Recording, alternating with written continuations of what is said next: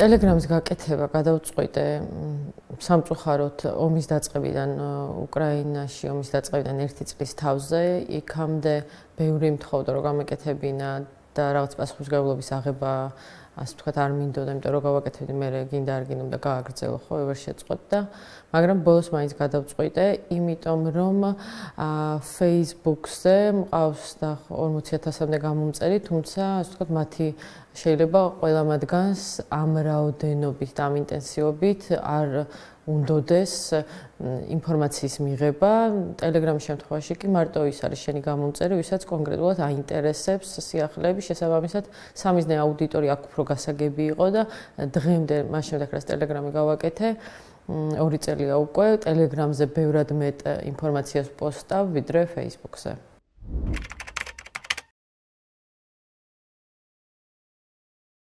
მე მაქვს შესაძლებლობა რომ ნახო თვითონ საიდან მოდის ჩემთან აუდიტორია, მათი უმრავლესობა არის ხოლმე გადამოსული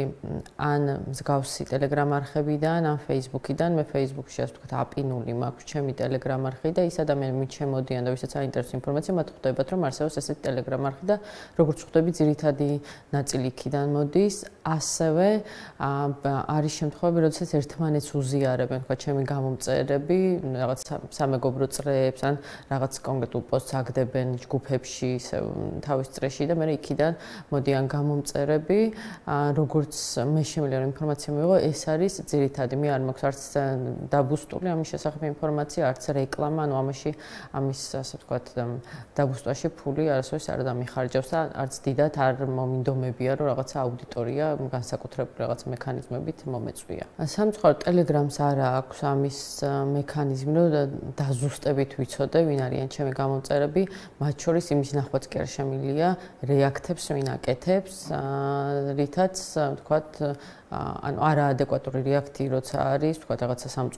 უკრაინისთვის სამწუხარო ამბავზე, როდესაც ხდება დაჰაჰავება, ხვდები რომ ვიღაცა სხვა ბანაკიდან არის და ფიზიკურად არ მაქვს შესაძლებლობა რომ გავიგო ვინ არის და ან დავბლოკო, ან გავაძევო არხიდან, რაც დღემდე ძალიან მაწუხებს და ამის გამო კომენტარები დიხანი ჩაკეტილიც მქონდა რომ მათ ნერვები არ მოეშალათ ჩემთვის, თუმცა მაინც გავხსენი კომენტარები. ხო, რა თქმა უნდა არის კატეგორია, რომელსაც აინტერესებს, რას პოსტავ. ძალიან დიდი ნაწილი ჩემი აუდიტორიის არის ჟურნალისტები. მათგანვე ვიცი, რომ ვთქვათ რაღაცა ბევრი ინფორმაციას იღებენ და ეს გადამოწმების რგოლს აგდებენ, იმიტომ რომ ნდობა აქვს ჩემი და იციან, რასაც ვდებ გადამოწმებულია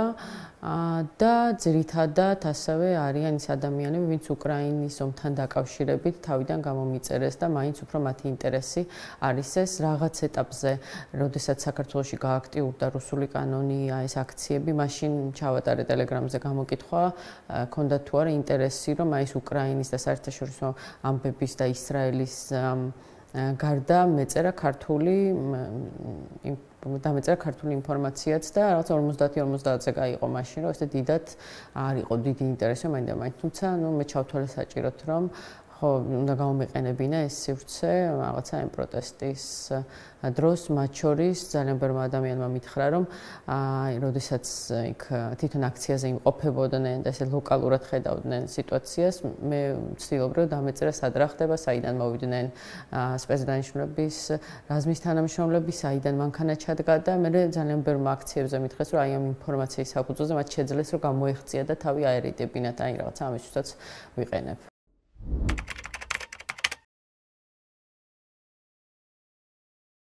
პირველი რომ დაცულობასთან დაკავშირებით მაინც დღემდე არსებობს მსოფლიოში კითხვები Telegram-ის თვითონ დაცულობასთან დაკავშირებით პაվել დუროვის როლი ძალიან დიდია და როგორც ვიცით თქვათ ის არის რაღაცა მიუხედავად იმისა რომ არის ცნობები რაღაც დაპირისპირებულია პუტინთან, მაინც ცოცხალი რუა ეგეც კი კითხვებს აჩენს რომ შეიძლება ის აწვდიდეს ძალიან დიდ ინფორმაციას FSB-ს Telegram-თან დაკავშირებით, თუმცა ეს მას დაზუსტებით არავინ არ ვიცით, მაგრამ ამაზე ყოველთვის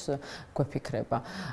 ძალიან დიდი არის დეზინფორმაცია, კი მეც მომსულია იშვიათად, მაგრამ მეც მომსულია, იმიტომ რომ მეც მაქვს რაღაც არხები, რომელსაც ვენდობი და იქიდან წამომიღია და მე აღმოჩნდა რომ მათაც ბოდიში მოუხდიათ, იმიტომ რომ ზოგადად დღევანდელ დღეს ძალიან მარტივი არის ფეიკის გაკეთება, ფეიკის გაკეთება და მოტყუდე იმდენად ძლიერი არის რუსული პროპაგანდა, რომ იმ ინფორმაციის გადამოწმებას, რასაც რუსები აქვეყნებენ, ძალიან დიდ ძალისხმევას ვანდომებ და ვთქვათ, მაქვს რაღაც არხები, რომელსაც უპირობოდ არა, მაგრამ რაღაც 90% ვენდობი და ან არ ვამოწმებ, ან ერთ წყაროს თავამოწმებ. არის არხები, რომელსაც საერთოდ არ ვენდობი, მაგრამ იქ გამოქვეყნებული ინფორმაცია მაძლევს რაღაცა ასე თქვას ხედვას რა ხდება, ეს არის ერთად რუსული პროპაგანდისტული მედიის არხები და იქ გამოქვეყნებული ინფორმაციით, ამ პირიქით იმით, რასაც მალავენ, ხვდები ხოლმე თქვათ იქ რა ხდება.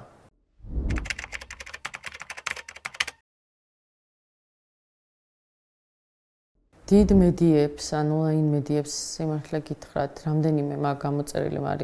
მაგრამ ძალიან სუსტი ტელეგრამ არხები აქვს, ფაქტობრივად არ პოსტავენ და დაპოსტავენ დღის ბოლოს რა იყო მნიშვნელოვანი და ძალიან დაგვიანებულია დღევანდელ ტემპში. ამიტომ არაეფექტურად იყენებენ მედიები, ტელევიზიების ტელეგრამები არ ვიცი არსებობს თუ არა, ყოველ შემთხვევაში არც მინახავს. ძალიან კარგად იყენებენ რუსული პროპაგანდის, ასე ქართული წარმომადგენლები და რუსული ფულით დაფინანსებული ადამიანები, ძალიან ბევრი გამომწერი ყავთ. ისევე როგორც ანუ ეს ქართველი რუსული პროპაგანდის წარმომადგენლები იმეორებენ იმას, რაც უკვე კარგად არის გამოცდილი რუსეთში და როდესაც ვსაუბრობთ სალავიოვზე და სხვა პროპაგანდისტებზე, ტასი, რია ნოვოსტი და ასე შემდეგ, მეც მაქვს სხვა შორის გამოწერილი ზუსტად იმიტომ რომ ვიცოდე მტერთან რა ხდება. ხო და ისინი ძალიან აქტიურად იყენებენ პუტინსაც აქვს ასევე არხი და ხო, ასე ვთქვათ, დიდი მედიები საქართველოში ვიტყოდი, რომ არაეფექტურად იყენებენ, არ შეიძლება არ სჭირდებათ, ამას სჭირდება ძალიან დიდი რესურსი და შეიძლება ამისი შესაძლებლობაც არ აქვთ, ან ასე ვთქვათ, რაღაცა მონეტიზება არ ხდება ამისი, არც არ ვიცი, შეიძლება ინტერესიც არ აქვთ, ბევრმა არც იცის, გუშინაც ერთ-ერთი ჩემი მეგობარი მეუნებოდა, რომ პოდკასტის ტელეგრამი არც მაქვსო და ეგ როგორ უნდა გავაკეთო. ანუ ბევრმა ადამიანმა არ იცის რა არის ტელეგრამი და ტელეგრამ არხი არა და თუ კარგად გამოიყენებ, ფაქტობრივად ანაცვლებს, რა ვიცი, ტელევიზიასაც და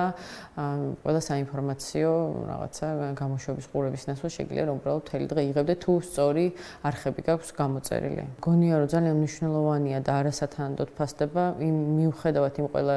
უსაფრთხოების რისკისა, მაინც ინფორმაციის მიღებისთვის ძალიან სწრაფი გზა არის. ბევრად სწრაფი ვიდრე Facebook-იც, მათ შორის, იმიტომ რომ Facebook-ზე ან ამოგიგდებს იმ კონკრეტულ პოსტს ვიღაცისას, რაც უნდა გამოწერილი ყავდეს, ან არა, Telegram-ით კი აუცილებლად მოდის ესა თუ ის შეტყობინება, მან თავარი არის რომ ინდობოდე წყაროს და მაგიტომ მგონია რომ ჩემთან დაკავშირებით ასე ვთქვათ ვინც მიცნობს და იცის ვთქვათ ჩემი გამოცდილება და რაღაცა Facebook-ზე დიდი ხანია მომყვება ასე ვთქვათ ენდობიან და ბევრჯერ ჩემ კოლეგებსაც ვთქვამთ რომ ნიუსუმში გაგვიგიაო რომ ეთეონამ თუდად აღარ გადაამოწმოთო და ეს მათთვისაც კომფორტულია ჩემთვის შემატევადია მაგრამ რაღაც რუტინაში ვარ უკვე მეც ინტერესი ასე ვთქვათ ფინანსური ინტერესი არანაირი არ მაქვს Telegram-თან დაკავშირებით გადასული მგონია რომ სწორი არხების და უფრო ვთქვათ პროდასავლურმა არ ვიცი ორგანიზაციებმაც რომ გააკეთონ ძალიან მნიშვნელოვანია ახლა არის რამდენიმეზე მეტი ქართული არხი ეს არის პროტესტის დროს იშვა ასე ვთქვათ და ზოგი უკავშირდება კონკრეტულად პროტესტს და იქიდება სადროდის რა ხდება ზოგი უკავშირდება უბრალოდ რაღაცა პროდასალური ინფორმაციების გავრცელებას, თუმცა ვისურვებდი, რომ უფრო მეტი იყოს. უკვე ჩვენთან არის თაობები, რომელსაც რუსული არ იციან და ესეც იყო ერთ-ერთი მიზეზი, რატომაც დავიწყეს ყველაფერი, რომ ასე ვთქვათ, ის ინფორმაცია, რომელიც სწორი იყო თავიდანვე უკრაინის ომთან დაკავშირებით, ასე ვთქვათ, ქართულ ენაზე იმ ადამიანებს, ვინც რუსული არ იცის, მიმეწოდებინა და უკრაინულიც ვიცი, მეტნაკლებად ახლა უფრო კარგად ვისწავლე ამ ომის დროს და ასე ვთქვათ, უკრაინელებს მიერ გავრცელებული ინფორმაცია მეთარგმნა და ქართული აუდიტორიისთვის მიმეწოდებინა.